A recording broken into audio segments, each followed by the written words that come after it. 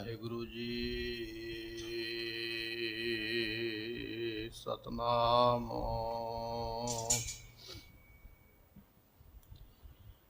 ਹਮ ਅਵਗੁਣ ਭਰੇ ਏਕ ਗੁਣ ਨਾਹੀ,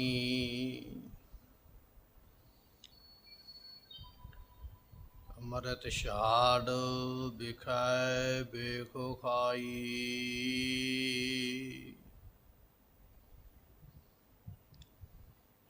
ਮਾਇਆ ਮੋਹ ਭਰਮ ਪੈ ਭੂਲੇ, ਸੁਤ ਦਾਰਾ ਸਿਉ ਪ੍ਰੀਤ ਲਗਾਈ।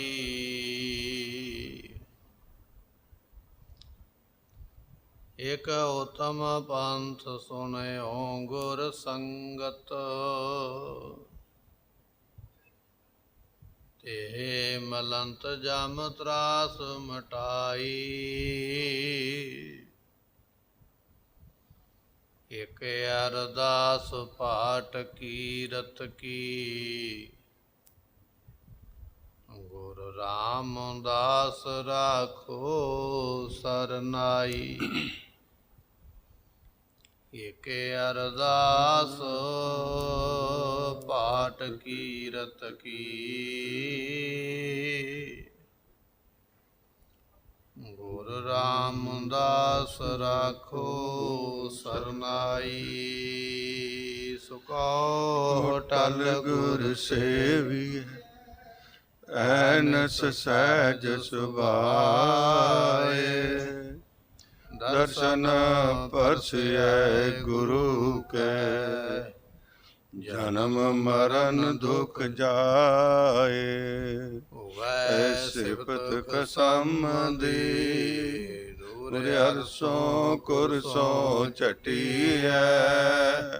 ਤੁਧ ਡਿਠੇ ਸੱਚੇ ਪਾਤਸ਼ਾਹ, ਮਰ ਜਨਮ ਜਨਮ ਦੀ ਕਟੀਐ। ਸੱਚੇ ਪਾਤਸ਼ਾਹ, ਮਾਲ ਜਨਮ ਜਨਮ ਦੀ ਕਟੀਐ।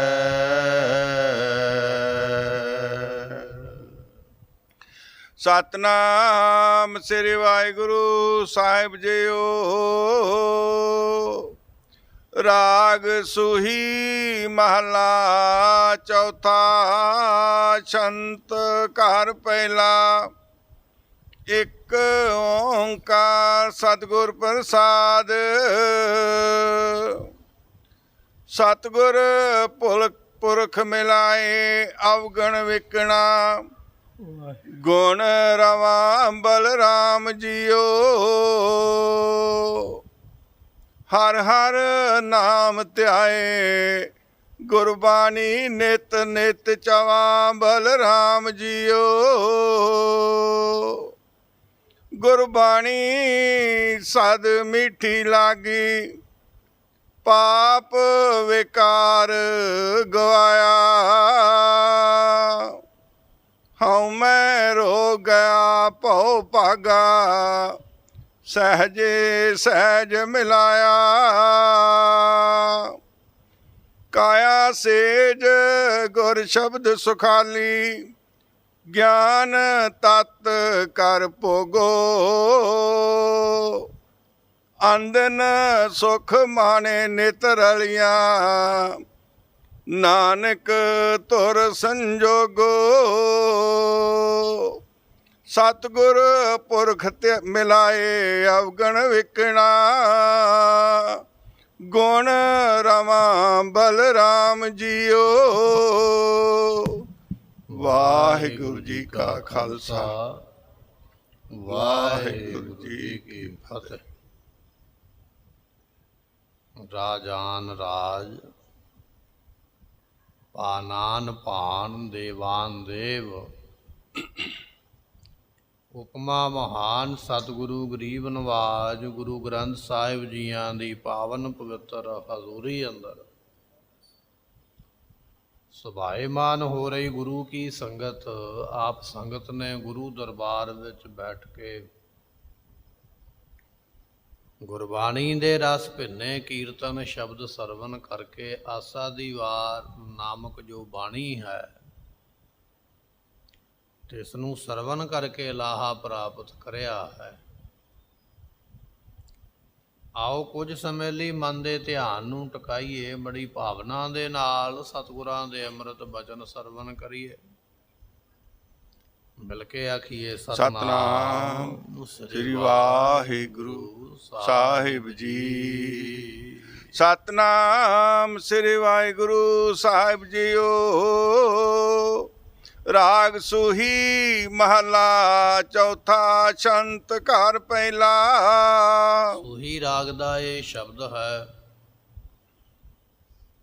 ਗਰੀਬ ਨਵਾਜ ਗੁਰੂ ਰਾਮਦਾਸ ਮਹਾਰਾਜ ਜੀ ਇਹ ਸ਼ਬਦ ਉਪਦੇਸ਼ ਬਖਸ਼ਿਸ਼ ਕਰ ਰਹੇ। 773 ਅੰਗ ਦੇ ਉੱਪਰ ਇਹ ਸ਼ਬਦ ਗੁਰੂ ਗ੍ਰੰਥ ਸਾਹਿਬ ਦੇ ਵਿੱਚ ਲਿਖਿਆ ਹੈ। ਅੰਗ ਨੰਬਰ ਹੈ 773।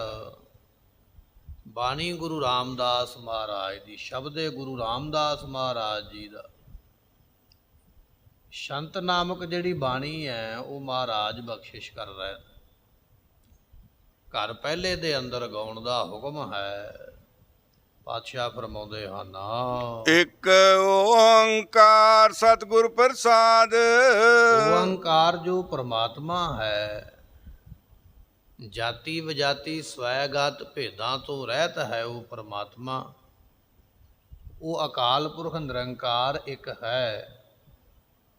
ਉਸ ਇੱਕ ਦੀ ਜੇ ਪ੍ਰਾਪਤੀ ਕਰਨੀ ਚਾਹੁੰਦਾ ਹੈ ਤੇ ਸਤਿਗੁਰ ਪ੍ਰਸਾਦ, ਗੁਰੂ ਦੀ ਪ੍ਰਸੰਨਤਾ ਲੈ, ਗੁਰੂ ਦੀ ਖੁਸ਼ੀ ਲੈ, ਗੁਰੂ ਦੀ ਸੇਵਾ ਕਰ।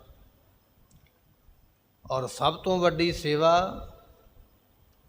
ਗੁਰੂ ਦਾ ਬਚਨ ਮੰਨਣਾ। ਗੁਰੂ ਦਾ ਬਚਨ ਕੀ ਹੈ? ਨਾਮ ਤੇ ਆਉਣਾ। ਇਹ ਗੁਰੂ ਦਾ ਬਚਨ, ਪਹਿਲਾ ਬਚਨ ਗੁਰੂ ਦਾ ਹੈ ਨਾਮ ਜਪਣਾ।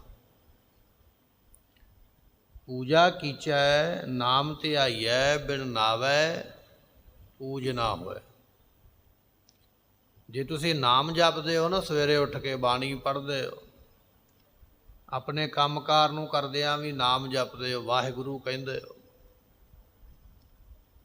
ਤੇ ਗੁਰਮੁਖੋ ਤੁਸੀਂ ਸਭ ਤੋਂ ਵੱਡੀ ਸੇਵਾ ਗੁਰੂ ਦੀ ਕਰਦੇ ਪਏ ਹੋ, ਉਹਦੀ ਪ੍ਰਸੰਨਤਾ ਲੈਣ ਵਾਸਤੇ। ਜੇ ਤੁਸੀਂ ਬਾਣੀ ਪੜ੍ਹਦੇ ਹੋ ਤਾਂ, ਨਾਮ ਜਪਦੇ ਹੋ ਤਾਂ। ਸਾਡਾ ਇੱਕ ਸਵਾਲ ਇਹ ਹੈ ਕਿ ਮੈਨੂੰ ਬਾਣੀ ਨਹੀਂ ਪੜ੍ਹਨੀ ਆਉਂਦੀ। ਵੈਸੇ ਤੇ ਕੁੱਲ ਮਿਲਾ ਕੇ ਇਹ ਇੱਕ ਬਹਾਨਾ ਹੈ। ਜਦੋਂ ਅਸੀਂ ਬਾਕੀ ਦੁਨੀਆ ਦੀ ਭਾਸ਼ਾ ਸਿੱਖ ਸਕਦੇ ਹਾਂ, ਬੋਲ ਸਕਦੇ ਹਾਂ, ਸਭ ਕੁਝ ਸਿੱਖ ਲਈਦਾ, ਫਿਰ ਗੁਰਬਾਣੀ ਸਿੱਖਣੀ ਚਾਹੀਏ ਤੇ ਸਿੱਖ ਸਕਦੇ ਹਾਂ।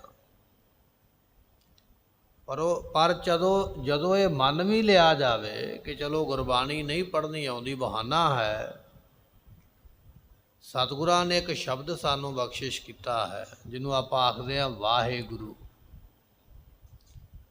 ਵਾਹਿਗੁਰੂ ਸ਼ਬਦ ਤੇ ਕਹਿਣਾ ਆਉਂਦਾ ਹੀ ਹੈ ਨਾ। ਇਹ ਤੇ ਸਿੱਖਣ ਵਾਸਤੇ ਤਾਂ ਨਹੀਂ ਨਾ ਕਹਿ ਸਕਦਾ ਮੈਨੂੰ ਵਾਹਿਗੁਰੂ ਨਹੀਂ ਕਹਿਣਾ ਆਉਂਦਾ। ਇਹ ਤੇ ਕਹਿਣਾ ਆਉਂਦਾ ਹੈ। ਜੇ ਤੂੰ ਕੁਝ ਹੋਰ ਨਹੀਂ ਕਹਿ ਸਕਦਾ, ਕਰ ਸਕਦਾ, ਤੇ ਇਹ ਕਰ ਲਿਆ ਕਰ, ਵਾਹਿਗੁਰੂ ਵਾਹਿਗੁਰੂ ਵਾਹਿਗੁਰੂ। ਇਹ ਹੈ ਨਾਮ ਜਪਣਾ। ਜਿਹਨੇ ਗੁਰੂ ਦੀ ਖੁਸ਼ੀ ਲੈਣੀ ਹੈ ਉਹ ਵਾਹਿਗੁਰੂ ਮੰਤਰ ਦਾ ਜਾਪ ਕਰੇ, ਫਿਰ ਉਸ ਨੂੰ ਪ੍ਰਾਪਤੀ ਹੈ। ਸਤਿਗੁਰ ਪੁਰਖ ਮਿਲਾਏ ਅਵਗਣ ਵਿਕਣਾ, ਗੁਣ ਰਵਾ ਬਲਰਾਮ ਜੀਓ। ਰਾਮਦਾਸ ਮਹਾਰਾਜ ਜੀ ਫਰਮਾਉਂਦੇ, ਬਲ ਤੋਂ ਭਾਵ ਹੈ ਬਲਹਾਰ, ਜਾਣੇ ਯੋਗ ਜੋ ਰਾਮ ਹੈ, ਬਲਰਾਮ ਜੀਓ। ਬਲ ਤੋਂ ਭਾਵ ਬਲਹਾਰ ਜਾਣੇ ਯੋਗ, ਜਿਹੜਾ ਇਸ ਤਰ੍ਹਾਂ ਦਾ ਹੈ ਜਿੱਤੋਂ ਬਲਿਹਾਰ ਜਾਇਆ ਜਾਵੇ, ਜਿੱਤੋਂ ਕੁਰਬਾਨ ਜਾਇਆ ਜਾਵੇ, ਜਿੱਤੋਂ ਸਦਕੇ ਜਾਇਆ ਜਾਵੇ,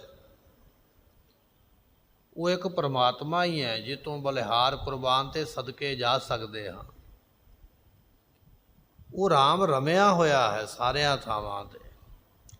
ਬਲਰਾਮ ਜੀਓ, ਜਿਹੜਾ ਬਲਿਹਾਰ ਜਾਣੇ ਯੋਗ ਰਾਮ ਪਰਮਾਤਮਾ ਹੈ, ਸਿੱਖ ਨੇ ਉਹਦੇ ਅੱਗੇ ਅਰਦਾਸ ਕੀਤੀ ਹੈ, ਬੇਨਤੀ ਕੀਤੀ ਹੈ, ਪਰਮਾਤਮਾ ਮੇਰੇ ਤੇ ਕਿਰਪਾ ਕਰ।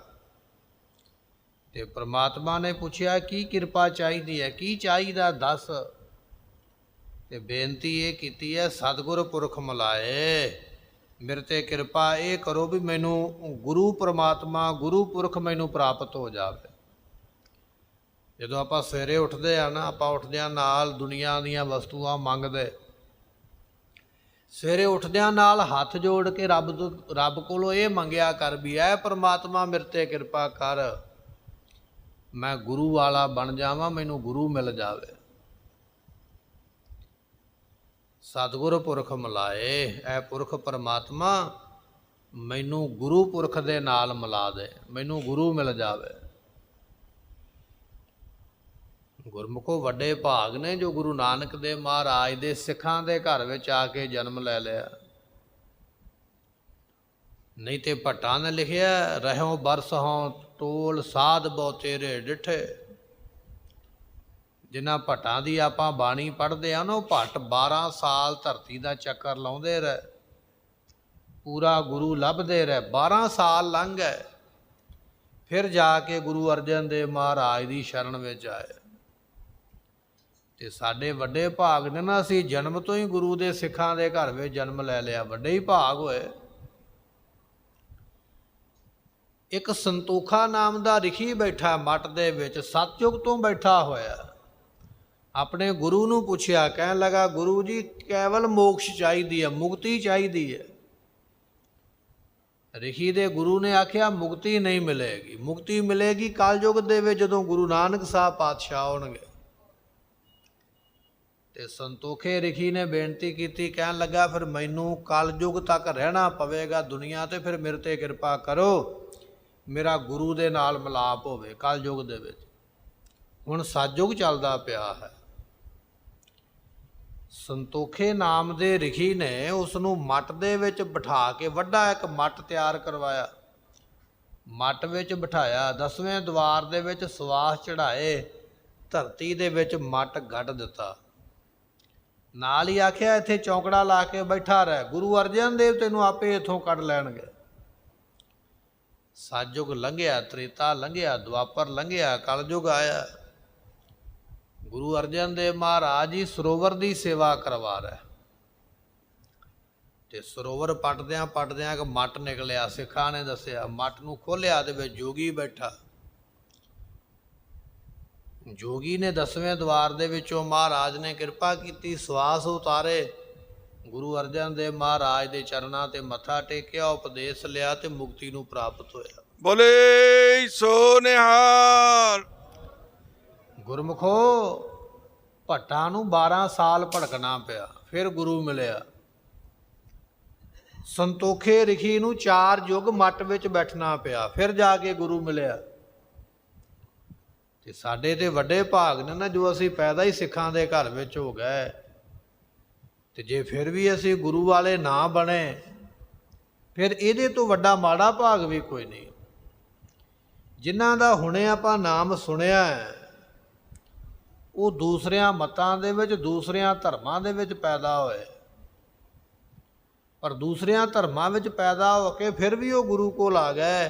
ਅਸੀਂ ਗੁਰੂ ਦੀ ਕੁਲ ਵਿੱਚ ਪੈਦਾ ਹੋ ਕੇ ਜੇ ਫਿਰ ਵੀ ਗੁਰੂ ਕੋਲ ਨਾ ਪਹੁੰਚ ਸਕੇ, ਫਿਰ ਸਾਡੇ ਵਰਗਾ ਮਾੜਾ ਭਾਗ ਵੀ ਕਿਸੇ ਦਾ ਨਹੀਂ ਹੋਣਾ ਹੈ। ਇਸ ਕਰਕੇ ਗੁਰੂ ਵਾਲੇ ਬਣੀਏ, ਗੱਲਾਂ ਨਾਲ ਨਾ ਸਾਰੀਏ। ਰੋ ਵਿਚਾਰ ਸਵੇਰੇ ਉੱਠਦਿਆਂ ਨਾਲ ਬੇਨਤੀ ਕਰਿਆ ਕਰੋ, ਐ ਪ੍ਰਮਾਤਮਾ ਅਕਾਲ ਪੁਰਖ ਮੇਰੇ ਤੇ ਇਹ ਰਹਿਮ ਕਰ, ਮੇਰੇ ਤੇ ਤਰਸ ਕਰ, ਸਤਿਗੁਰ ਪੁਰਖ ਮਿਲਾਏ, ਮੈਨੂੰ ਗੁਰੂ ਪੁਰਖ ਮਿਲ ਜਾਵੇ, ਮੈਨੂੰ ਗੁਰੂ ਪ੍ਰਾਪਤ ਹੋ ਜਾਵੇ। ਗੁਰੂ ਪਖੰਡੀ ਨਹੀਂ, ਬੜੇ ਤੁਰੇ ਫਿਰਦੇ ਦੁਨੀਆ ਦੇ ਵਿੱਚ ਗੁਰੂ। ਹਰੇਕ ਬੰਦਾ ਕੋਈ ਨਾ ਕੋਈ ਆਪਣੀ ਨਵੀਂ ਬਨਾਵਟ ਵਿਖਾ ਕੇ ਦੁਨੀਆ ਨੂੰ ਲੁੱਟਦਾ ਪਿਆ। ਕਿਸੇ ਨੇ ਪੱਗ ਟੇਢੀ ਕਰ ਲਈ ਹੈ, ਕਿਸੇ ਨੇ ਸਿੱਧੀ ਕਰ ਲਈ ਹੈ, ਕਿਸੇ ਨੇ ਕਿਸ ਤਰ੍ਹਾਂ ਦੇ ਕੱਪੜੇ ਪਾ ਲਏ, ਕਿਸੇ ਨੇ ਕਿਸ ਤਰ੍ਹਾਂ ਦੇ ਪਾ ਲਏ। ਕੱਪੜਿਆਂ ਦੇ ਵਿੱਚ ਦਸਤਾਰਾਂ ਦੀ ਬਣਤਰ ਦੇ ਮਗਰ ਨਹੀਂ ਜਾਣਾ ਹੈ, ਪੂਰੇ ਗੁਰੂ ਨੂੰ ਮਿਲਣਾ। ਪੂਰੇ ਗੁਰੂ, ਗੁਰੂ ਗ੍ਰੰਥ ਸਾਹਿਬ ਨੇ ਮਹਾਰਾਜ ਕਹਿਣ ਲੱਗੇ ਜਿਹੜੇ ਪੂਰੇ ਗੁਰੂ ਨਾਲ ਮਿਲ ਜਾਣਗੇ, ਫਿਰ ਕੀ ਮਿਲੇਗਾ? ਅਵਗੁਣ ਵਿਕਣਾ। ਗੁਰੂ ਦੱਸੇਗਾ ਵੀ ਅਵਗੁਣ ਨੂੰ ਕਿਵੇਂ ਛੱਡਣਾ ਹੈ, ਫਿਰ ਅਵਗੁਣ ਵੀ ਛੱਡਣੇ ਪੈਣਗੇ। ਵੱਡੀ ਗੱਲ ਤੇ ਇੱਥੇ ਹੈ। ਬੜੇ ਬੜੇ ਡੇਰੇਦਾਰ ਬਣੇ ਨੇ, ਬੜੇ ਬੜੇ ਲੋਕ ਉਹਨਾਂ ਨਾਲ ਜੁੜੇ ਨੇ। ਉਹਦੇ ਬਹੁਤੇ ਜੁੜਨ ਦਾ ਕਾਰਨ ਇਹ ਹੈ ਵੀ ਉੱਥੇ ਬੰਦਿਸ਼ ਕੋਈ ਨਹੀਂ ਹੈ। ਤੁਸੀਂ ਜਿਵੇਂ ਦੇ ਮਰਜ਼ੀ ਚਲੇ ਜਾਓ, ਕੇਸ ਰੱਖੇ ਤਾਂ ਵੀ ਮਨਜ਼ੂਰ, ਕੱਟੇ ਤਾਂ ਵੀ ਮਨਜ਼ੂਰ, ਤੁਹਾਨੂੰ ਕੋਈ ਰੱਬ ਦਾ ਨਾਂ ਲੈਣਾ ਆਉਂਦਾ ਤਾਂ ਵੀ ਮਨਜ਼ੂਰ, ਨਹੀਂ ਲੈਂਦੇ ਪਏ ਤਾਂ ਵੀ ਮਨਜ਼ੂਰ। ਉੱਥੇ ਬੰਦਿਸ਼ ਕੋਈ ਨਹੀਂ ਹੈ, ਕਿਉਂਕਿ ਉਹਨਾਂ ਨੂੰ ਪਤਾ ਵੀ ਆਪਾਂ ਤੇ ਆਪ ਪਖੰਡੀ ਆ, ਆਪਾਂ ਤੇ ਆਪ ਦੁਨੀਆ ਲੁੱਟਣ ਵਾਸਤੇ ਆਏ, ਸਾਡੇ ਵੱਲੋਂ ਜੋ ਮਰਜ਼ੀ ਹੋਵੇ। ਪਰ ਜਦੋਂ ਗੁਰੂ ਦੀ ਸ਼ਰਨ ਵਿੱਚ ਆਉਣਾ ਪਵੇਗਾ ਨਾ, ਤੇ ਮਹਾਰਾਜ ਕਹਿਣ ਲੱਗੇ ਜਾਓ ਤੋ ਪ੍ਰੇਮ ਖੇਲਣ ਕਾ ਚਾਓ, ਸਿਰ ਧਰ ਤਲੀ ਗਲੀ ਮੇਰੀ ਆਓ। ਇੱਥੇ ਤੇ ਗੁਰੂ ਨੇ ਬਚਨ ਤੋਂ 1 ਇੰਚ ਵੀ ਪਿੱਛੇ ਨਹੀਂ ਹਟਣਾ ਹੈ। ਗੁਰੂ ਨੇ ਇਹ ਨਹੀਂ ਕਹਿਣਾ ਵੀ ਚੱਲ ਤੈਨੂੰ ਆਪ ਮਾਫ ਕਰ ਦਿੱਤਾ, ਨਹੀਂ। ਇੱਥੇ ਤੇ ਪੂਰੀ ਪਰਖ ਪੈਣੀ ਹੈ। ਇੱਥੇ ਦੇ ਪੂਰੇ ਬਚਨ ਮੰਨਣੇ ਪੈਣੇ ਨੇ। ਬਚਨ ਮੰਨੇਗਾ ਪ੍ਰਵਾਨ ਤਾਂ ਹੋਵੇਗਾ। ਇਸ ਕਰਕੇ ਗੁਰੂ ਦੇ ਕੋਲ ਤਾਂ ਆਉਣ ਤੋਂ ਲੋਕ ਝਿਜਕਦੇ ਨੇ, ਤਾਂ ਪਿੱਛੇ ਹਟਦੇ ਨੇ, ਕਿਉਂਕਿ ਗੁਰੂ ਦੀ ਬੰਦਿਸ਼ ਅਸੀਂ ਮੰਨਣ ਤੋਂ ਤਿਆਰ ਨਹੀਂ ਹਾਂ। ਗੁਰੂ ਦਾ ਹੁਕਮ ਬਚਨ ਮੰਨਣ ਨੂੰ ਤਿਆਰ ਨਹੀਂ ਹਾਂ। ਮਹਾਰਾਜ ਕਹਿਣ ਲੱਗੇ ਅਵਗੁਣ ਵਿਕਣਾ। ਗੁਰੂ ਕੋਲ ਆਵੇਂਗਾ, ਅਵਗੁਣ ਛੱਡਣੇ ਪੈਣਗੇ। ਇੱਥੇ ਅਵਗੁਣ ਪਰੇ ਕਰਨੇ ਪੈਣਗੇ ਤੇ ਫਿਰ ਗੁਣ ਰਵਾਂ। ਇੱਥੇ ਗੁਣ ਉਚਾਰਨੇ ਪੈਣਗੇ, ਗੁਣ ਜਪਣੇ ਪੈਣਗੇ। ਗਾਵੇ ਕੋ ਤਾਨ ਹੋਵੇ ਕਿਸੇ ਤਾਨ, ਗਾਵੇ ਕੋ ਦਾਤ ਜਾਣੇ ਨਿਸ਼ਾਨ। ਪਰਮਾਤਮਾ ਦੇ ਗੁਣ ਗਾਵੇਂਗਾ, ਆਪਣੇ ਅਵਗੁਣਾਂ ਨੂੰ ਛੱਡੇਗਾ। ਗੁਰੂ ਕੋਲ ਆਉਣ ਦਾ ਲਾਭ ਤਾਂ ਹੈ। ਤੇ ਗੁਰੂ ਕੋਲ ਤਾਂ ਆਵੇਂਗਾ ਜੇ ਅਕਾਲ ਪੁਰਖ ਦੇ ਅੱਗੇ ਬੇਨਤੀ ਕਰੇਗਾ, ਐ ਪਰਮਾਤਮਾ ਮੇਰੇ ਤੇ ਕਿਰਪਾ ਕਰ, ਮੈਨੂੰ ਪੂਰਾ ਗੁਰੂ ਮਿਲੇ, ਮੈਂ ਪੂਰੇ ਗੁਰੂ ਕੋਲ ਜਾਵਾਂਗਾ। ਗੁਰੂ ਦਾ ਉਪਦੇਸ਼ ਲੈ ਕੇ ਅਵਗੁਣਾਂ ਨੂੰ ਛੱਡਾਂਗਾ, ਗੁਰੂ ਦਾ ਉਪਦੇਸ਼ ਲੈ ਕੇ ਗੁਣਾਂ ਦੀ ਕਮਾਈ ਕਰਾਂਗਾ, ਤਾਂ ਹੀ ਮੇਰਾ ਜਨਮ ਸਫਲਾ ਹੋਣਾ ਹੈ। ਹਰ ਹਰ ਨਾਮ ਧਿਆਏ, ਗੁਰਬਾਣੀ ਨਿਤ ਨਿਤ ਚਵਾਂ, ਬਲਰਾਮ ਜੀਓ। ਬਲਿਹਾਰ ਜਾਣੇ ਰੂਪ ਪਰਮਾਤਮਾ, ਮੈਂ ਗੁਰੂ ਦੇ ਕੋਲ ਜਾ ਕੇ ਹਰ ਹਰ ਨਾਮ ਧਿਆਏ। ਜੋ ਸਾਰਿਆਂ ਨੂੰ ਹਰੇ ਭਰੇ ਕਰਨ ਵਾਲਾ ਪਰਮਾਤਮਾ, ਉਹਦੇ ਨਾਮ ਨੂੰ ਜਪਾਂਗਾ। ਜਾਂ ਮੈਂ ਜਪਨਾ ਕਰਾਂ ਗੁਰੂ ਦੇ ਕੋਲ ਜਾ ਕੇ, ਗੁਰਬਾਣੀ ਨਿਤ ਨਿਤ ਚਵਾਂ। ਗੁਰਬਾਣੀ ਨੂੰ ਨਿਤਾ ਪ੍ਰਤੀ ਹਰ ਰੋਜ਼ ਚਵਾਂ ਕਹੀਏ, ਉਚਾਰਾਂ। ਗੁਰਬਾਣੀ ਨੂੰ ਹਰ ਰੋਜ਼ ਪੜ੍ਹਾਂ, ਦਿਨੇ ਪੜ੍ਹਾਂ, ਰਾਤ ਪੜ੍ਹਾਂ, ਸਵੇਰੇ ਪੜ੍ਹਾਂ, ਸ਼ਾਮ ਪੜ੍ਹਾਂ। ਗੁਰਬਾਣੀ ਨੂੰ ਹਰ ਵੇਲੇ ਪੜ੍ਹਨਾ ਕਰਾਂ। ਤੇ ਕਈ ਵਾਰੀ ਵਿਚਾਰ ਆ ਜਾਂਦੀ ਹੈ ਵੀ ਪਾਠ ਅੱਜ ਕਰ ਲਿਆ, ਕੱਲ੍ਹ ਨੂੰ ਕਿਉਂ ਕਰਨਾ ਹੈ? ਬਾਣੀ ਅੱਜ ਪੜ੍ਹ ਲਈ ਹੈ, ਕੱਲ੍ਹ ਨੂੰ ਕਿਉਂ ਪੜ੍ਹਨੀ ਹੈ? ਜਿਸ ਘਰ ਦੇ ਵਿੱਚ ਅਸੀਂ ਰਹਿੰਦੇ ਹਾਂ ਨਾ, ਉਸ ਘਰ ਵਿੱਚ ਸਾਨੂੰ ਰੋਜ਼ ਪੋਚਾ ਲਾਉਣਾ ਪੈਂਦਾ, ਰੋਜ਼ ਝਾੜੂ ਫੇਰਨਾ ਪੈਂਦਾ, ਰੋਜ਼ ਡਸਟਿੰਗ ਕਰਨੀ ਪੈਂਦੀ ਹੈ। ਜੇ ਆਪਾਂ ਆਖੀਏ ਵੀ ਇੱਕ ਦਿਨ ਪੋਚਾ ਲਾ ਲਿਆ, ਹੁਣ ਰੋਜ਼ ਕਾਹਤੋਂ ਲਾਉਣਾ ਹੈ? ਇੱਕ ਦਿਨ ਝਾੜੂ ਫੇਰਿਆ, ਹੁਣ ਕਾਹਤੋਂ ਝਾੜੂ ਫੇਰੀਏ? ਜਿਵੇਂ ਘਰ ਦੇ ਅੰਦਰ ਦੀ ਸਫਾਈ ਕਰਨ ਵਾਸਤੇ ਝਾੜੂ ਪੋਚਾ ਜ਼ਰੂਰੀ ਹੈ, ਤੇਰੇ ਮਨ ਦੀ ਸਫਾਈ ਕਰਨ ਵਾਸਤੇ ਨਿਤਨੇਮ ਜ਼ਰੂਰੀ ਹੈ, ਬਾਣੀ ਜ਼ਰੂਰੀ ਹੈ। ਇਸ ਕਰਕੇ ਨਿਤਾ ਪ੍ਰਤੀ ਉਹਦੀ ਬਾਣੀ ਨੂੰ ਪੜ੍ਹਨਾ ਕਰੀਏ ਬੜੇ ਚਾਅ ਦੇ ਨਾਲ। ਗੁਰਬਾਣੀ ਸਦ ਮਿੱਠੀ ਲੱਗੀ। ਜਿਨ੍ਹਾਂ ਨੂੰ ਗੁਰਬਾਣੀ ਮਿੱਠੀ ਲੱਗੀ ਹੈ, ਜਿਨ੍ਹਾਂ ਨੂੰ ਗੁਰਬਾਣੀ ਚੰਗੀ ਲੱਗੀ ਹੈ, ਪਾਪ ਵਿਕਾਰ ਗਵਾਇਆ। ਉਹਨਾਂ ਨੇ ਪਾਪ ਤੇ ਵਿਕਾਰ ਆਪਣੇ ਗਵਾ ਲੈ। ਜਾਂ ਕਹਿ ਲਈਏ ਇਹ ਜਿਹੜੇ ਵਿਕਾਰ ਨੇ, ਕਾਮ ਕ੍ਰੋਧ, ਇਹ ਵੀ ਪਰੇ ਕਰ ਲੈ, ਪਾਪ ਵੀ ਪਰੇ ਕਰ ਲੈ। ਪਾਪ ਕਿਹਦੇ ਦੂਰ ਹੋਏ? ਗੁਰਬਾਣੀ ਸਦ ਮਿੱਠੀ ਲੱਗੀ। ਜਿਹਨੂੰ ਗੁਰਬਾਣੀ ਚੰਗੀ ਲੱਗੀ। ਹੁਣ ਜੇ ਚੰਗੀ ਲੱਗੇਗੀ ਤਾਂ ਹੀ ਪੜ੍ਹਾਂਗੇ ਨਾ, ਜੇ ਚੰਗੀ ਨਹੀਂ ਲੱਗੀ ਤੇ ਪੜ੍ਹਾਂਗੇ ਕਿਉਂ? ਜਿਨ੍ਹਾਂ ਨੂੰ ਗੁਰਬਾਣੀ ਮਿੱਠੀ ਲੱਗੀ ਹੈ, ਚੰਗੀ ਲੱਗੀ ਹੈ, ਗੁਰਬਾਣੀ ਉਹਨਾਂ ਨੇ ਪੜ੍ਹੀ ਹੈ। ਜਿਨ੍ਹਾਂ ਨੇ ਪੜ੍ਹੀ ਹੈ ਉਹਨਾਂ ਦੇ ਪਾਪ ਨਾਸ ਹੋ ਗਏ। ਜਿਨ੍ਹਾਂ ਨੇ ਗੁਰਬਾਣੀ ਪੜ੍ਹੀ ਹੈ ਉਹਨਾਂ ਦੇ ਵਿਕਾਰ ਨਾਸ ਹੋ ਗਏ। ਐਸੀ ਦਾਤ ਮਹਾਰਾਜ ਦਿੰਦੇ ਹਨ।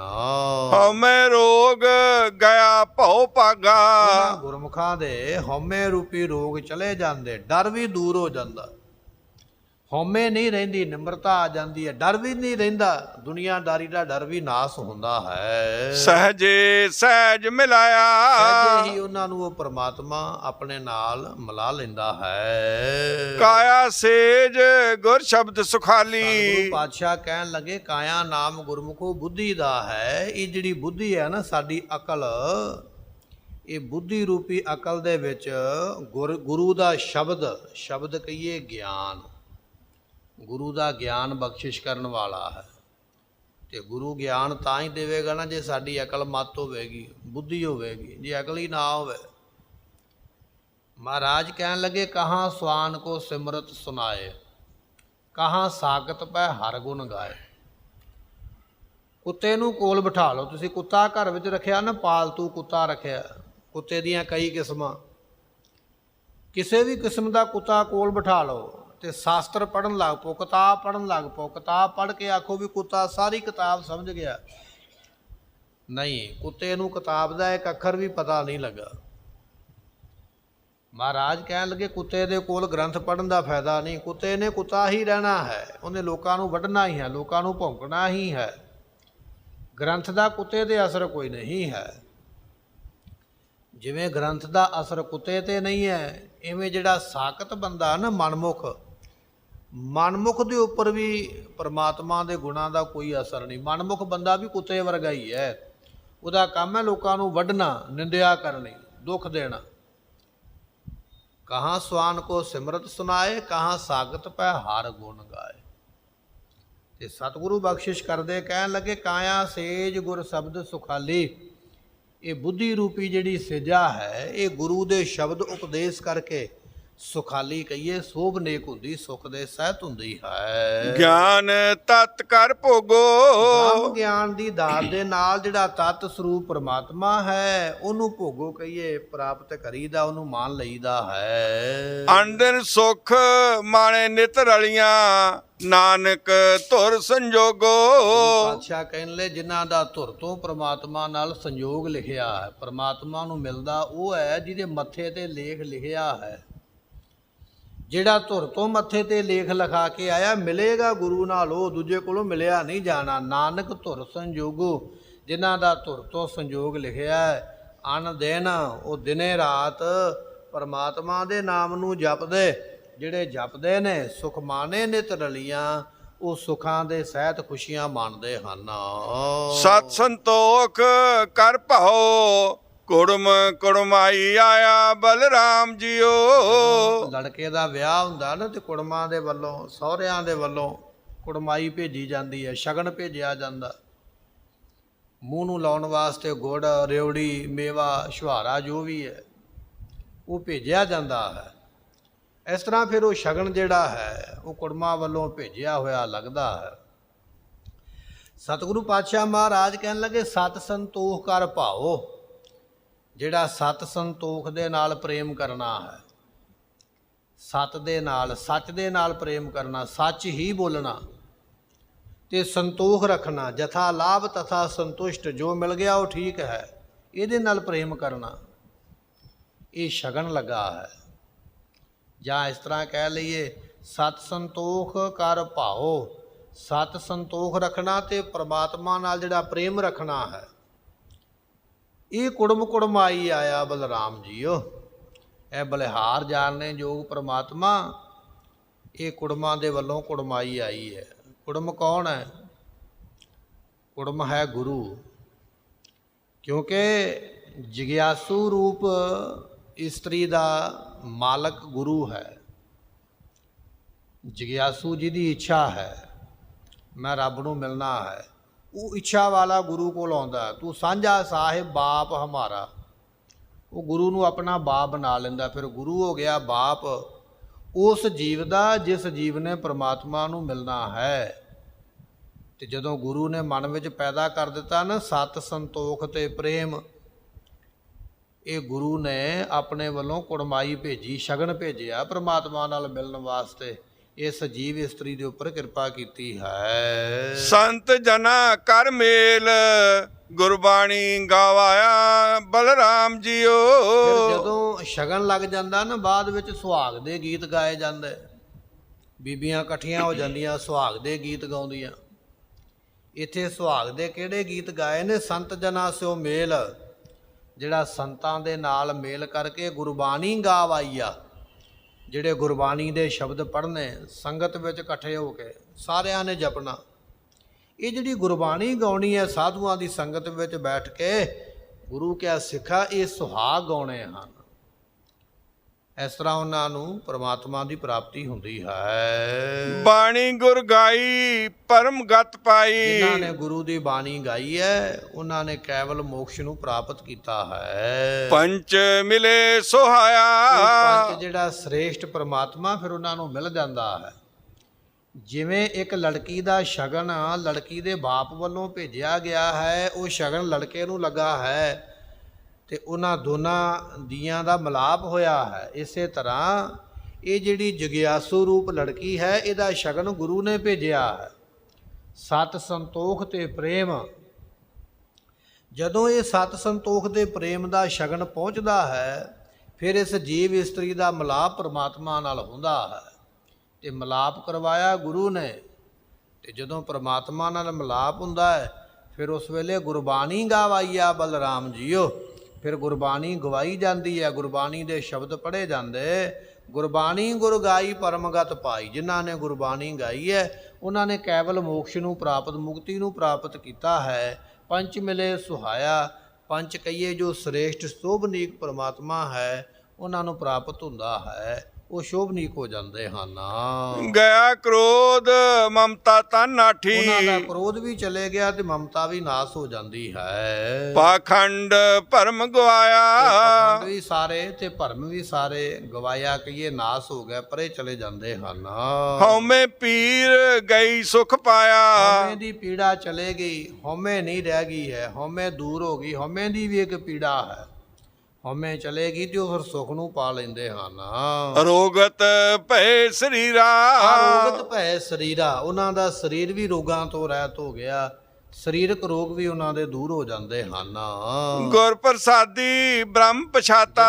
ਗੁਰੂ ਕਿਰਪਾ ਨਾਲ ਬ੍ਰਹਮ ਨੂੰ ਪਛਾਣ ਲਿਆ ਹੈ। ਨਾਨਕ ਗੁਣੀ ਗਹੀਰਾ। ਗੁਰਮੁਖ ਨੇ ਗੁਣਾ ਦੇ ਗਹੀਰਾ ਕਹੀਏ ਖਜ਼ਾਨੇ ਬਣ ਗਏ। ਜਿਨ੍ਹਾਂ ਨੇ ਗੁਣੀ ਗਹੀਰ ਪ੍ਰਮਾਤਮਾ ਨੂੰ ਪਾਲਿਆ ਉਹ ਆਪ ਵੀ ਗੁਣਾ ਵਾਲੇ ਬਣ ਜਾਂਦੇ ਹਨ। ਮਨਮੁਖ ਵਿਛੜੀ ਦੂਰ ਮਹਿਲ ਨਾ ਪਾਏ। ਗਈ ਬਲਰਾਮ ਜੀਓ। ਗੁਰੂ ਪਾਤਸ਼ਾਹ ਕਹਿਣ ਲੱਗੇ ਮਨਮੁਖ ਵਿਛੜੀ। ਇਹ ਮਨਮੁਖ ਜੀਵ ਇਸਤਰੀ ਜਿਹੜੀ ਹੈ ਇਹ ਪ੍ਰਮਾਤਮਾ ਨਾਲੋਂ ਵਿਛੜ ਗਈ ਹੈ ਤੇ ਵਿਛੜ ਕੇ ਦੂਰ ਚਲੇ ਗਈ ਹੈ। ਦੂਰ ਕਿੱਥੇ ਚਲੇ ਗਈ ਹੈ? 84 ਲੱਖ ਜੂਨਾਂ ਦੇ ਵਿੱਚ। ਮਨੁੱਖਾ ਜਨਮ ਦੇ ਵਿੱਚ ਰੱਬ ਨੂੰ ਨਹੀਂ ਮਿਲੇ, ਰੱਬ ਤੋਂ ਹੋ ਗਿਆ ਦੂਰ। ਮੈਂ ਨਹੀਂ ਜਾਣਦਾ ਰੱਬ ਕੌਣ ਹੈ, ਮੈਂ ਨਹੀਂ ਜਾਣਦਾ ਪ੍ਰਮਾਤਮਾ ਕੌਣ ਹੈ। ਪ੍ਰਮਾਤਮਾ ਨਾਲੋਂ ਗਿਆ ਵਿਛੜ। ਵਿਛੜ ਕੇ ਕਿੱਥੇ ਚਲੇ ਗਿਆ? ਦੂਰ ਚਲੇ ਗਿਆ 84 ਲੱਖ ਜੂਨਾਂ ਦੇ ਵਿੱਚ। ਤਾਂ ਹੀ ਬਚਨ ਆਉਂਦਾ ਨਾ, ਹਉ ਆਇਆ ਦੂਰੋਂ ਚੱਲ ਕੇ। ਦੂਰੋਂ ਚੱਲ ਕੇ ਭਾਵ 84 ਲੱਖ ਜੂਨਾਂ ਵਿੱਚੋਂ ਕਦੇ ਸੱਪ ਬਣਿਆ, ਕਦੇ ਖਰਗੋਸ਼ ਬਣਿਆ, ਕਦੇ ਗਿੱਦੜ ਬਣਿਆ, ਕਦੇ ਇੱਲ ਬਣਿਆ, ਕਦੇ ਕਾਂ ਬਣਿਆ, ਕੁੱਤਾ ਬਣਿਆ, ਮੱਝ ਬਣਿਆ, ਪਸ਼ੂ ਬਣਿਆ। ਪਤਾ ਨਹੀਂ ਕਿੰਨੀਆਂ ਜਨਮਾਂ ਜੂਨਾਂ ਵਿੱਚ ਗਿਆ। 84 ਲੱਖ ਜੂਨਾਂ ਵਿੱਚ ਚਲੇ ਗਿਆ, ਰੱਬ ਤੋਂ ਦੂਰ ਹੀ ਹੋ ਗਿਆ। ਸਤਿਗੁਰੂ ਕਹਿਣ ਲੱਗੇ ਮਨਮੁਖ ਵਿਛੜੀ ਦੂਰ। ਮਨਮੁਖ ਜੀਵ ਇਸਤਰੀ ਵਿਛੜ ਕੇ ਦੂਰ ਚਲੇ ਗਈ ਰੱਬ ਨਾਲੋਂ, 84 ਲੱਖ ਜੂਨਾਂ ਵਿੱਚ ਪੈ ਗਈ ਹੈ। ਮਹਿਲ ਨਾ ਪਾਏ, ਸਰੂਪ ਦੀ ਪ੍ਰਾਪਤੀ ਨਹੀਂ ਹੋਈ ਹੈ, ਪ੍ਰਮਾਤਮਾ ਨੂੰ ਪ੍ਰਾਪਤ ਨਹੀਂ ਕਰ ਸਕੀ ਹੈ। ਬਲ ਗਈ ਬਲਰਾਮ ਜੀਓ। ਤ੍ਰਿਸ਼ਨਾ ਦੀ ਜਿਹੜੀ ਅੱਗ ਹੈ ਉਹਦੇ ਵਿੱਚ ਬਲ ਗਈ ਹੈ, ਤ੍ਰਿਸ਼ਨਾ ਦੀ ਅੱਗ ਵਿੱਚ ਸੜ ਗਈ ਹੈ। ਤ੍ਰਿਸ਼ਨਾ ਹੀ ਨਹੀਂ ਮੁੱਕੀ ਮਨੁੱਖਾ ਜਨਮ ਦੇ ਵਿੱਚ ਆ ਕੇ। ਤ੍ਰਿਸ਼ਨਾ ਵਿੱਚ ਸੜਦਿਆਂ ਸੜਦਿਆਂ ਦੁਨੀਆ ਤੋਂ ਸਦਾ ਵਾਸਤੇ ਸੜ ਕੇ ਮੁੱਕ ਕੇ ਚਲਾ ਗਿਆ। ਪਰ ਚਾਹੀਦਾ ਸੀ ਵੀ ਉਸ ਬਲਿਹਾਰ ਜਾਣੇ ਯੋਗ ਪ੍ਰਮਾਤਮਾ ਨੂੰ ਜਾਣਨਾ ਹੈ। ਅੰਤਰ ਮਮਤਾ ਕੂੜ ਕੂੜ ਵਿਹਾਂਜੇ। ਮਹਾਰਾਜ ਕਹਿਣ ਲੱਗੇ ਅੰਤਰ ਮਮਤਾ ਕੂੜ। ਅੰਦਰ ਝੂਠੀ ਮਮਤਾ ਲਾ ਛੱਡੀ, ਝੂਠਾ ਮੋਹ ਲਾ ਛੱਡਿਆ ਆਪਣੇ ਮਨ ਦੇ ਵਿੱਚ। ਕੂੜ ਵਿਹਾਜੇ, ਹਮੇਸ਼ਾ ਕੂੜ ਝੂਠ ਹੀ ਇਕੱਠਾ ਕਰਦਾ ਰਿਹਾ ਹੈ। ਕੂੜ ਲਈ ਬਲਰਾਮ ਜੀਓ। ਮਹਾਰਾਜ ਕਹਿਣ ਲੱਗੇ ਝੂਠ ਨੂੰ ਇਕੱਠਾ ਕਰਦਿਆਂ ਝੂਠ ਵਿੱਚ ਹੀ ਲੱਗਾ ਰਿਹਾ, ਪਰ ਉਹ ਬਲਿਹਾਰ ਜਾਣੇ ਯੋਗ ਪ੍ਰਮਾਤਮਾ ਨੂੰ ਕਦੇ ਨਹੀਂ ਜਪਿਆ ਹੈ। ਕੂੜ ਕਪਟ ਕਮਾਵੇ ਮਹਾ ਦੁੱਖ ਪਾਵੈ। ਜਿਹੜਾ ਕੂੜ ਨਾਮ ਝੂਠ, ਜਿਹੜਾ ਝੂਠ ਦੀ ਕਮਾਈ ਕਰਦਾ ਹੈ, ਹਰ ਵੇਲੇ ਝੂਠ ਬੋਲਦਾ ਹੈ। ਅਤੇ ਕਪਟ ਕਹੀਏ ਜਿਹੜਾ ਛਲ ਕਰਦਾ ਹੈ, ਧੋਖਾ ਕਰਦਾ ਹੈ। ਕੂੜ ਕਪਟ ਕਮਾਵੇ, ਜਿਹੜਾ ਝੂਠ ਦੀ ਕਮਾਈ ਕਰਦਾ ਹੈ, ਝੂਠ ਬੋਲਦਾ ਹੈ।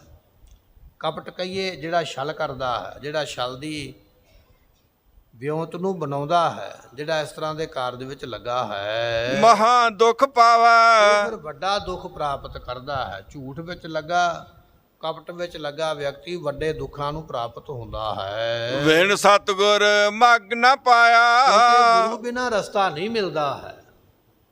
ਇਹ ਬਚਨ ਪੱਲੇ ਬੰਨਣਾ ਪਵੇਗਾ। ਜਿੰਨਾ ਚਿਰ ਗੁਰੂ ਧਾਰਨ ਨਹੀਂ ਕਰਦੇ ਉਹਨਾਂ ਚਿਰ ਪਰਮਾਤਮਾ ਦੀ ਪ੍ਰਾਪਤੀ ਬਿਲਕੁਲ ਨਹੀਂ ਹੈ। ਅਸੀਂ ਇਹ ਗੱਲ ਕਹਿ ਜ਼ਰੂਰ ਦਿੰਦੇ ਹਾਂ, ਮੇਰਾ ਤੇ ਮਨ ਹੀ ਸਾਫ਼ ਹੈ, ਮੈਨੂੰ ਗੁਰੂ ਬਣਾਉਣ ਦੀ ਲੋੜ ਕੀ ਹੈ। ਕੁਝ ਆਖ ਦਿੰਦੇ ਮੈਂ ਤੇ ਸਹਿਜਧਾਰੀ ਹਾਂ, ਮੈਂ ਤੇ ਮੁਕਤ ਹੋ ਜਾਵਾਂਗਾ। ਸਹਿਜਧਾਰੀ ਦਾ ਮਤਲਬ ਇਹ ਨਹੀਂ ਹੈ ਵੀ ਤੂੰ ਸਾਰੀ ਜ਼ਿੰਦਗੀ ਸਹਿਜਧਾਰੀ ਰਵੇਂ, ਅੱਗੇ ਚੱਲੇ ਹੀ ਨਾ, ਉੱਥੇ ਹੀ ਖੜ ਜਾਵੇਂ। ਸਹਿਜਧਾਰੀ ਦਾ ਭਾਵ ਹੁੰਦਾ ਜਿਹੜਾ ਸਹਿਜੇ ਸਹਿਜੇ ਗੁਰੂ ਦੇ ਵੱਲ ਚੱਲਦਾ ਪਿਆ, ਉਹਨੂੰ ਕਹਿੰਦੇ ਸਹਿਜਧਾਰੀ। ਮੰਨ ਲਓ ਵੀ ਪਹਿਲਾਂ ਨਸ਼ਾ ਪੱਤਾ ਕਰਦਾ ਸੀ, ਹੌਲੀ ਹੌਲੀ ਕੁਝ ਮਹੀਨਿਆਂ ਵਿੱਚ ਨਸ਼ਾ ਪੱਤਾ ਛੱਡਿਆ ਤੇ ਫਿਰ ਬਿਲਕੁਲ ਹੀ ਛੱਡ ਦਿੱਤਾ। ਪਹਿਲਾਂ ਕੇਸ ਕੱਟਦਾ ਸੀ, ਹੌਲੀ ਹੌਲੀ ਕੇਸ ਰੱਖਣੇ ਸ਼ੁਰੂ ਕਰ ਦਿੱਤੇ, ਫਿਰ ਰੱਖ ਵੀ ਲਏ।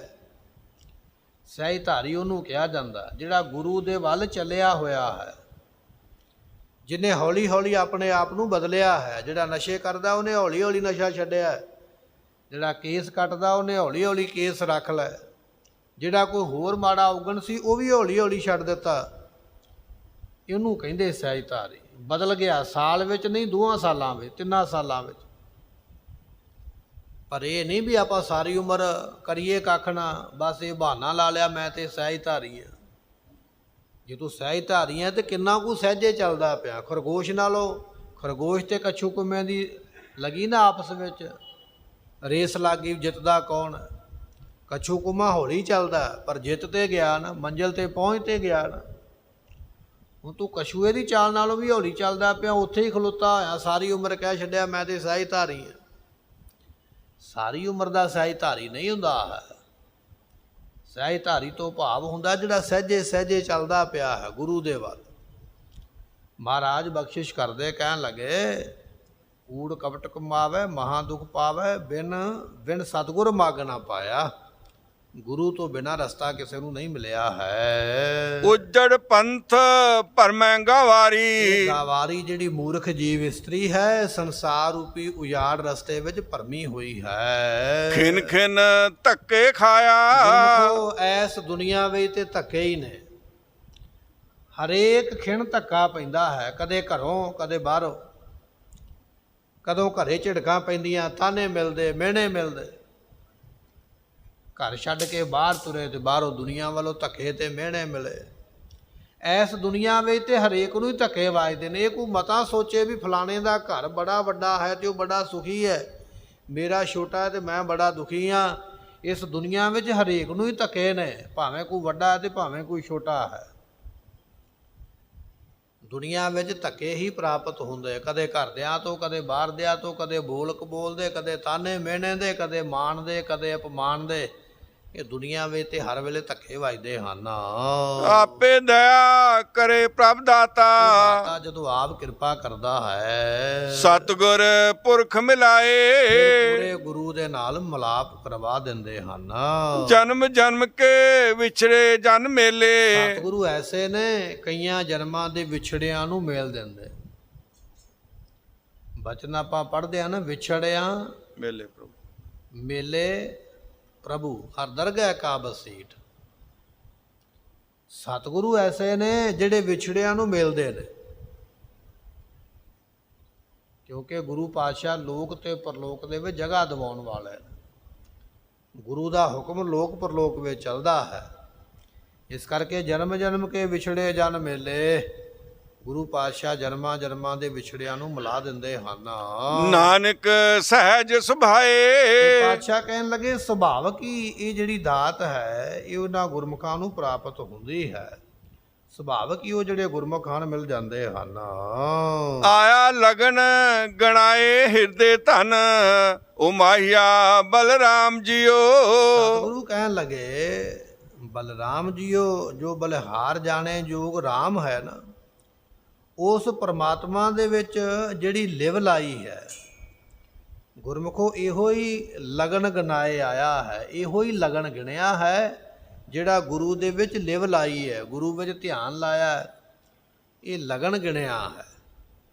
ਹਿੰਦੂ ਮੱਤ ਵਿੱਚ ਵਿਆਹ ਹੁੰਦਾ ਨਾ, ਉੱਥੇ ਲਗਨ ਕੱਢਿਆ ਜਾਂਦਾ, ਸਾਹਾ ਕੱਢਿਆ ਜਾਂਦਾ, ਪੰਡਤ ਬੁਲਾਇਆ ਜਾਂਦਾ, ਜੋਤਸ਼ੀ ਬੁਲਾਇਆ ਜਾਂਦਾ, ਕੁੰਡਲੀ ਵਿਖਾਈ ਜਾਂਦੀ ਹੈ, ਫਿਰ ਸਾਰੇ ਉਹਦੇ ਨਗ ਜੋ ਵੀ ਆ ਉਹ ਸਭ ਠੀਕ ਕੀਤੇ ਜਾਂਦੇ, ਫਿਰ ਜਾ ਕੇ ਪਤੀ ਪਤਨੀ ਦਾ ਮੇਲ ਹੁੰਦਾ, ਵਿਆਹ ਹੁੰਦਾ ਹੈ। ਸਤਿਗੁਰੂ ਇੱਥੇ ਬਚਨ ਬਖਸ਼ਿਸ਼ ਕਰਦੇ, ਕਹਿਣ ਲੱਗੇ ਐ ਜੀਵ ਇਸਤਰੀ ਤੇਰਾ ਪ੍ਰਮਾਤਮਾ ਦੇ ਨਾਲ ਮਿਲਾਪ ਤਾਂ ਹੋਵੇਗਾ ਬਲਰਾਮ ਜੀਓ, ਜੋ ਬਲਿਹਾਰ ਜਾਣੇ ਯੋਗ ਰਾਮ ਪ੍ਰਮਾਤਮਾ ਹੈ, ਜਿਹੜੀ ਉਸ ਪ੍ਰਮਾਤਮਾ ਦੇ ਵਿੱਚ ਸੁਰਤੀ ਲਾਉਣੀ ਹੈ, ਧਿਆਨ ਲਾਉਣਾ ਹੈ, ਲਿਵ ਲਾਉਣੀ ਹੈ। ਪਾਤਸ਼ਾਹ ਕਹਿਣ ਲੱਗੇ ਲਗਨ ਗਨਾਏ ਆਇਆ, ਇਹੋ ਹੀ ਲਗਨ ਗਿਣਿਆ ਆਇਆ ਹੈ, ਇਹੋ ਹੀ ਲਗਨ ਮੰਨਿਆ ਜਾਂਦਾ ਹੈ। ਅਤੇ ਮਹਾਰਾਜ ਕਹਿਣ ਲੱਗੇ ਹਿਰਦੈ ਧਨ ਉਮਾਹੀਆ, ਫਿਰ ਇਹ ਜਿਹੜੀ ਧਨ ਜੀਵ ਰੂਪ ਇਸਤਰੀ ਹੈ, ਹਿਰਦੇ ਵਿੱਚ ਉਮਾਹੀਆ ਕਹੀਏ ਉਤਸ਼ਾਹ ਦੇ ਸਮੇਤ ਹੁੰਦੀ ਹੈ, ਪ੍ਰਸੰਨ ਹੋ ਜਾਂਦੀ ਹੈ। ਪੰਡਤ ਪਾਦੇ ਆਨ ਪਤੀ ਬੈ ਵਾਚਾਇਆ ਬਲਰਾਮ ਜੀਓ। ਪੰਡਤ ਪਾਂਦੇ ਆਨ ਪਤੀ ਬਹਿ ਵੇਚਾਈਆ ਬਲਰਾਮ ਜੀ। ਮਹਾਰਾਜ ਬਖਸ਼ਿਸ਼ ਕਰਦੇ, ਪੰਡਤ ਗੁਰੂ ਨੂੰ ਹੀ ਆਖਿਆ ਹੈ, ਸੋ ਪੰਡਤ ਜੋ ਤਿਹਾ ਗੁਣਾ ਕੀ ਪੰਡ ਉਤਾਰੈ। ਪੰਡਤ ਉਹਨੂੰ ਕਿਹਾ ਹੈ ਜਿਹੜਾ ਤਿੰਨਾਂ ਗੁਣਾਂ ਦੀ ਪੰਡ ਉਤਾਰ ਦਿੰਦਾ ਹੈ, ਰਜੋ ਗੁਣ, ਤਮੋ ਗੁਣ ਤੇ ਸਤੋ ਗੁਣ। ਇਹ ਪੰਡ ਜਿਹਨੇ ਪਰੇ ਕਰ ਦਿੱਤੀ ਉਹ ਪੰਡਤ ਹੈ। ਇਹ ਪੰਡ ਪਰੇ ਕੀਤੀ ਹੈ ਗੁਰੂ ਨੇ, ਇਸ ਕਰਕੇ ਗੁਰੂ ਨੂੰ ਇੱਥੇ ਪੰਡਤ ਲਿਖਿਆ ਹੈ। ਮਹਾਰਾਜ ਕਹਿਣ ਲੱਗੇ ਪੰਡਤ ਜੋ ਸਤਿਗੁਰੂ ਹਨ ਉਹ ਭਾਈ ਤਿੰਨਾਂ ਗੁਣਾਂ ਦੀ ਪੰਡ ਤੋਂ ਰਹਿਤ ਹਨ।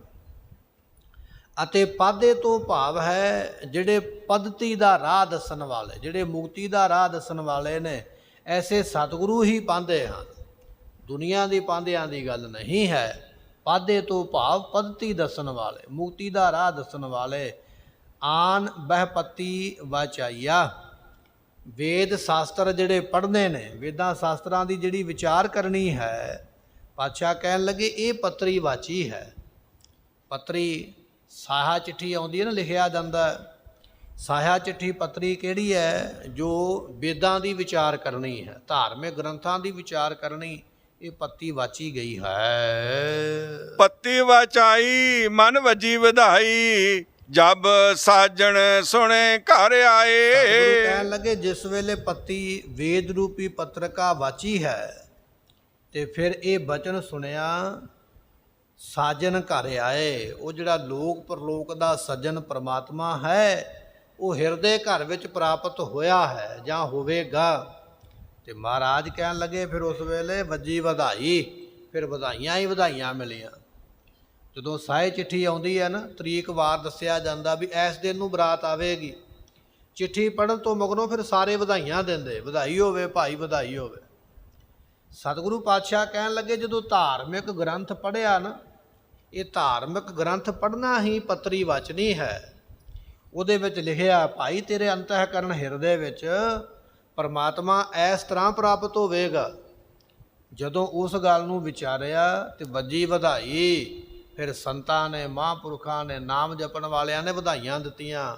ਉਹ ਗੁਰਮੁਖਾ ਬੜਿਆਂ ਵੱਡਿਆਂ ਭਾਗਾਂ ਵਾਲਾ ਹੈ ਜੋ ਤੇਰਾ ਪ੍ਰਮਾਤਮਾ ਨਾਲ ਮਿਲਾਪ ਹੋਇਆ ਹੈ। ਗੁਣੀ ਗਿਆਨੀ ਬਹਿ ਮਤਾ ਪਕਾਇਆ, ਫੇਰੇ ਤਤ ਦਿਵਾਏ। ਜਦੋਂ ਸਾਹੇ ਚਿੱਠੀ ਆ ਗਈ ਹੈ, ਫਿਰ ਸਿਆਣੇ ਬਜ਼ੁਰਗ ਇਕੱਠੇ ਹੋ ਕੇ ਫੇਰੇ ਦਵਾ ਕੇ ਲੜਕੇ ਲੜਕੀ ਦਾ ਵਿਆਹ ਕਰਵਾ ਦਿੰਦੇ, ਲੜਕੀ ਨੂੰ ਪਤੀ ਦੀ ਪ੍ਰਾਪਤੀ ਵਾਲਾ ਕਰਵਾ ਦਿੰਦੇ। ਇੱਧਰ ਮਹਾਰਾਜ ਕਹਿਣ ਲੱਗੇ ਗੁਣੀ ਗਿਆਨੀ, ਜਿਹੜੇ ਗੁਣੀ ਗਿਆਨੀ ਨਾਮ ਜਪਣ ਵਾਲੇ ਮਹਾਤਮਾ, ਉਹਨਾਂ ਨੇ ਮਤਾ ਪਕਾਇਆ, ਉਹਨਾਂ ਨੇ ਸਲਾਹ ਕੀਤੀ ਹੈ ਇਹ ਜਿਹੜਾ ਸਿੱਖ ਹੈ ਨਾ, ਇਹ ਪ੍ਰਮਾਤਮਾ ਨੂੰ ਮਿਲਣ ਦਾ ਅਧਿਕਾਰੀ ਹੈ। ਇਹਦੇ ਵਿੱਚ ਉਹ ਗੁਣ ਨੇ ਜਿਹੜੇ ਗੁਣਾ ਕਰਕੇ ਰੱਬ ਨੂੰ ਮਿਲ ਸਕਦਾ ਹੈ। ਜਦੋਂ ਮਹਾਤਮਾ ਨੇ ਇਹ ਗੱਲ ਵਿਚਾਰ ਲਈ ਵੀ ਇਹ ਰੱਬ ਨੂੰ ਮਿਲ ਸਕਦਾ, ਇਹਦੇ ਵਿੱਚ ਗੁਣ ਹਨ, ਤੇ ਫੇਰੇ ਤਤ ਦਵਾਏ। ਫਿਰ ਉਸ ਵੇਲੇ ਬਹੁ ਵਚਨ ਵਿਚਾਰਨੇ, ਇਹ ਫੇਰੇ ਉਹਨਾਂ ਗੁਰਮੁਖਾਂ ਨੇ, ਇਹ ਮਿਲਾਪ ਜਿਹੜਾ ਹੈ ਉਸ ਜਿਗਿਆਸੂ ਦਾ ਪ੍ਰਮਾਤਮਾ ਨਾਲ ਕਰਵਾ ਦਿੱਤਾ ਹੈ। ਵਰ ਪਾਇਆ ਪੁਰਖ ਅਗਮ ਗੋਚਰ ਸਾਧ ਨਵ ਤਨ ਬਾਲ ਸਖਾਈ। ਫਿਰ ਪਤੀ ਰੂਪ ਦੇ ਵਿੱਚ ਉਸ ਪ੍ਰਮਾਤਮਾ ਨੂੰ ਪਾਲਿਆ ਜਿਹੜਾ ਪ੍ਰਮਾਤਮਾ ਅਗਮ ਅਗੋਚਰ ਹੈ, ਜਿਹੜਾ ਸਦਾ ਹੀ ਨਵਤਨ ਕਹੀਏ ਨਵਾਂ ਹੈ। ਬਾਲ ਤੋਂ ਭਾਵ ਜਿਹੜਾ ਬਾਲਾਨ ਬਾਲ ਹੈ, ਜਿਹੜਾ ਸਾਰਿਆਂ ਵਿੱਚ ਆਇਆ ਹੋਇਆ ਹੈ, ਅਤੇ ਸਖਾਈ ਤੋਂ ਭਾਵ ਜਿਹੜਾ ਮਿੱਤਰ ਹੈ ਸਾਰਿਆਂ ਦਾ। ਐਸੇ ਪ੍ਰਮਾਤਮਾ ਨੂੰ ਫਿਰ ਪਤੀ ਦੇ ਰੂਪ ਦੇ ਵਿੱਚ ਪਾਲਿਆ ਹੈ। ਨਾਨਕ ਕਿਰਪਾ ਕਰਕੇ ਮੇਲੇ ਵਿਛੜ ਕਦੇ ਨਾ ਜਾਈ। ਸਤਿਗੁਰੂ ਪਾਤਸ਼ਾਹ ਕਹਿਣ ਲੱਗੇ ਜਿਨ੍ਹਾਂ ਨੂੰ ਗੁਰੂ ਕਿਰਪਾ ਕਰਕੇ ਪ੍ਰਮਾਤਮਾ ਨਾਲ ਮੇਲ ਦੇਵੇ ਫਿਰ ਉਹ ਕਦੇ ਵਿਛੜ ਕੇ ਜੂਨਾਂ ਵਿੱਚ ਨਹੀਂ ਜਾਂਦੇ। ਜਿਵੇਂ ਆਮ ਦੁਨੀਆ ਦੇ ਲੋਕ ਮਰਨਗੇ ਨਾ, ਇੱਕ ਜਨਮ ਛੱਡ ਕੇ ਦੂਜਾ ਜਨਮ ਉਹਨਾਂ ਨੂੰ ਮਿਲੇਗਾ ਜੂਨੀਆਂ ਦਾ, ਜੂਨਾਂ ਵਿੱਚ ਚਲੇ ਜਾਣਗੇ। ਪਰ ਜਿਹੜੇ ਨਾਮ ਜਪਣ ਵਾਲੇ ਦੁਨੀਆ ਤੋਂ ਸਰੀਰ ਛੱਡ ਕੇ ਜਾਣਗੇ ਫਿਰ ਉਹ ਜਨਮਾਂ 'ਚ ਨਹੀਂ ਜਾਣਗੇ, ਉਹ ਮੁਕਤ ਹੋ ਜਾਣਗੇ। ਨਾਨਕ ਕਿਰਪਾ ਕਰਕੇ ਮੇਲੇ, ਕਿਰਪਾ ਕਰਕੇ ਉਹ ਆਪਣੇ ਨਾਲ ਮੇਲ ਲੈਂਦਾ, ਫਿਰ ਵਿਛੜ ਕਦੇ ਨਾ ਜਾਈ, ਫਿਰ ਆਪਣੇ ਤੋਂ ਵਿਛੋੜ ਕੇ ਕਦੇ ਜਨਮਾਂ 'ਚ ਨਹੀਂ ਜਾਣ ਦਿੰਦਾ ਹੈ। ਇਹ ਗੁਰੂ ਰਾਮਦਾਸ ਮਹਾਰਾਜ ਨੇ ਸ਼ਬਦ ਬਖਸ਼ਿਸ਼ ਕੀਤਾ ਹੈ। ਇਹਦੇ ਤੋਂ ਅੱਗੇ ਹੁਣ ਲਾਵਾਂ ਜਿਹੜੀ ਬਾਣੀ ਹੈ, ਲਾਵਾਂ ਪੜ੍ਹਦੇ ਨਾ, ਹਰ ਪੈਸੜੀ ਲਾ ਪ੍ਰਵਿਰਤੀ ਕਰਮ ਦ੍ਰਿੜਾਇਆ ਬਲਰਾਮ ਜੀ। ਕੱਲ੍ਹ ਨੂੰ ਇਹ ਬਾਣੀ ਸ਼ੁਰੂ ਹੋ ਰਹੀ ਹੈ, ਕੱਲ੍ਹ ਨੂੰ ਆਪਾਂ ਲਾਵਾਂ ਬਾਣੀ ਜਿਹੜੀ ਹੈ ਉਹ ਸ਼ੁਰੂ ਕਰਾਂਗੇ। ਆਪ ਸੰਗਤਾਂ ਨੇ ਵੱਧ ਤੋਂ ਵੱਧ ਹਾਜ਼ਰੀਆਂ ਭਰ ਕੇ ਇਹ ਬਾਣੀ ਦੇ ਅਰਥ ਸਰਵਣ ਕਰਕੇ ਲਾਹੇ ਪ੍ਰਾਪਤ ਕਰਨੇ। ਸਮੇਂ ਦੀ ਸਮਾਪਤੀ, ਭੁੱਲਾਂ ਦੀ ਮੁਆਫੀ ਦਿਓ ਸਜਣ ਅਸੀਸੜੀਆਂ, ਜੋ ਹੋਵੇ ਸਾਹਿਬ ਸਿਓ ਮੇਲ। ਵਰ ਪਾਇਆ ਪੁਰਖ ਅਗਮ ਗੋਚਰ ਸਾਧ ਨਵ ਤਨ ਬਾਲ ਸਖਾਈ। ਨਾਨਕ ਕਿਰਪਾ ਕਰਕੇ ਮੇਲੇ ਵਿਛੜ ਕਦੇ ਨਾ ਜਾਈ। ਵਾਹਿਗੁਰੂ ਜੀ ਕਾ ਖਾਲਸਾ, ਵਾਹਿਗੁਰੂ ਜੀ ਕੀ ਫਤਿਹ।